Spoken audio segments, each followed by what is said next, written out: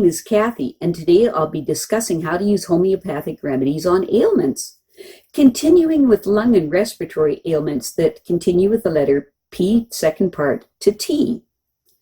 But before I do this, I wanted to let you know that because I have a great many videos now on many different topics, that I've decided to make several different video playlists so that it's easy to find the videos of greatest interest. So please check out my playlist page. Please refer to my How to Use Homeopathic Remedies video before using the material in this video. I'll be discussing how to use homeopathic remedies on specific ailments, but I've broken these ailments into categories for easier reference. I'll begin with ailments of the mind and emotions, then I'll move on to ailments of the brain and nervous system. Then I'll address issues with your skin, nails, and hair, then ears, eyes, nose, teeth, gums, lungs, respiration, heart, blood, circulation, muscles, bones, joints, esophagus, stomach, duodenum, small, large intestines, liver, gallbladder, pancreas, kidney, bladder, then ailments specific to women and specific to men, then issues of the hormones and metabolism. After that, I'll address issues of homeopathic remedies on infections, infestations, and the immune system. Then issues surrounding fertility, pregnancy, and surrounding childbirth and postnatal problems. Then homeopathic remedies that address special problems in infants, ailments and diseases in childhood, and special issues of adolescence, and finally special issues of the elderly. Constitutional treatment involves treating the totality of the individual person.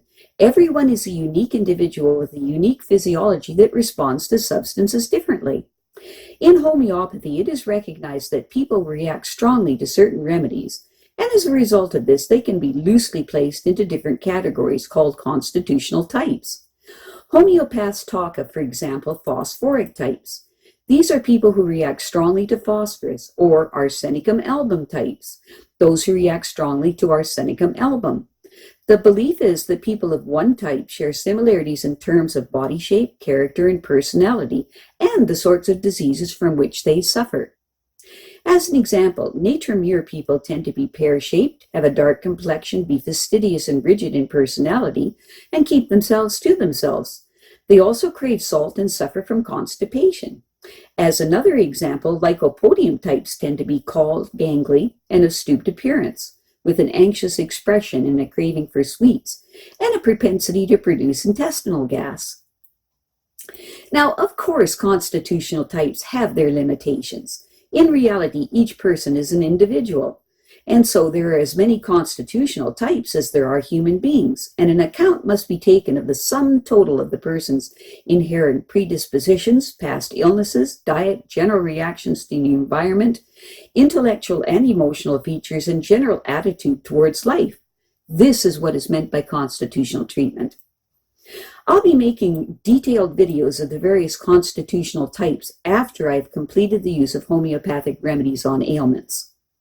The ideas, procedures, and suggestions in this video and all my homeopathic videos are not intended as a substitute for the medical advice of a trained health professional. Consult your physician before adopting the suggestions in this video. If you're pregnant, do not attempt these techniques without the approval of your physician. So, let us continue with learning how homeopathic treatments can help with lung and respiratory ailments, continuing with the letter P, part 2 through to T. Gaseous exchange takes place in tiny cul-de-sacs in the lungs called alveoli. These have in the adult human lung a combined surface area of about 750 square feet, roughly the size of a tennis court.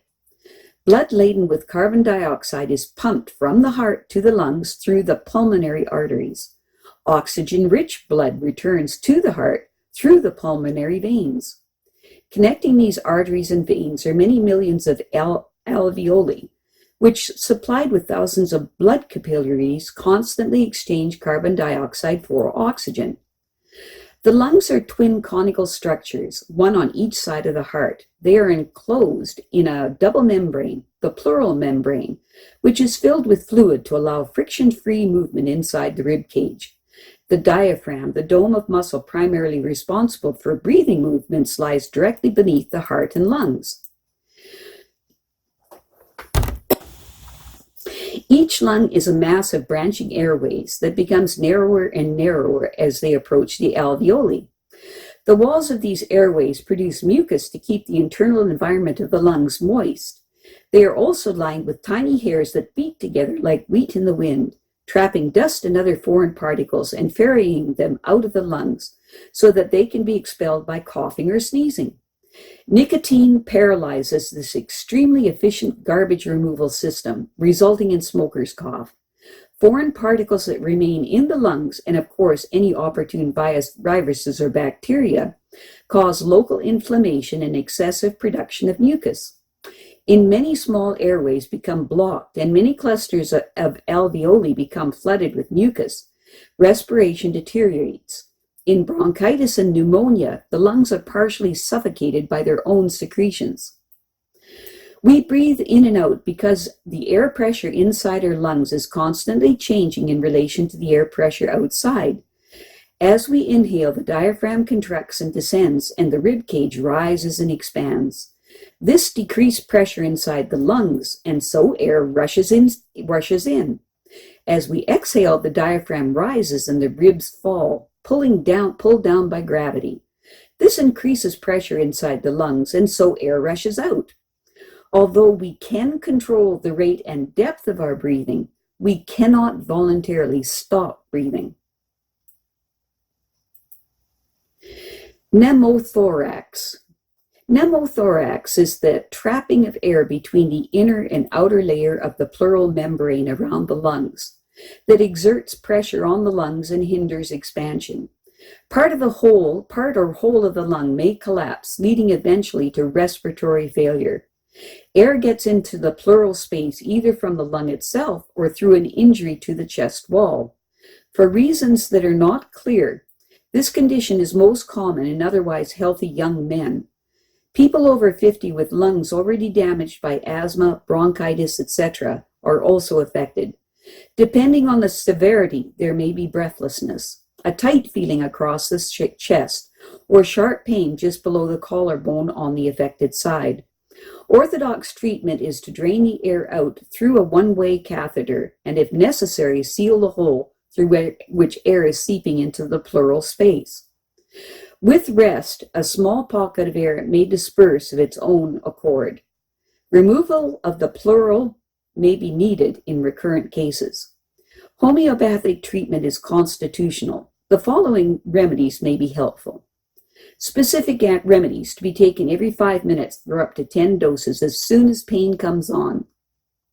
When the person is afraid of dying, use Aconite 30C. In all other cases, use Bryonia 30C. Tracheitis. Tracheitis is an inflammation of the windpipe trachea, causing a sore burning sensation as air is taken into the lungs. It is usually caused by the same viruses that are responsible for colds, inflammation, and laryngitis. It is conventionally treated with antibiotics to prevent secondary infection. Specific remedies. To be taken every hour, then every 4 hours as symptoms subside for up to 3 days.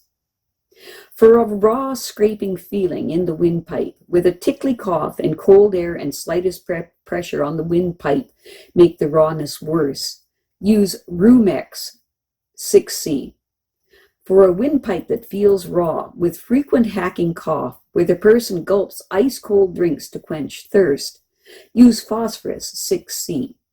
For soreness made worse by talking exercise, warm rooms, and cigarette smoke, and with a painful cough, use Bryonia 30C. For the sensation of swelling not relieved by swallowing, the pain seems to invade the root of the tongue, and the symptoms worse after sleeping, and the person cannot stand the throat being touched or wrapped up, use Lachesis 6C. For tenacious, sticky phlegm that is difficult to bring up, use Bichrom 6C. For trachea that feels as if there is a raw, sore streak down it, with mucus too far down to be coughed up, use Causticum 6C. For sweetish yellow phlegm and a sore sensation at the base of the trachea after coughing, use Stannum 6C. Self-help. Take extra vitamin C and humidify the air if the home is centrally heated. I have a great many videos now on many different topics, so I've decided to make several different video playlists so that it's easy to find the videos of greatest interest. So please check out my playlist page. Well, that's it for now. To stay up to date with my latest videos, make sure to subscribe to this free YouTube channel by clicking the red subscribe button right below this video. Take care.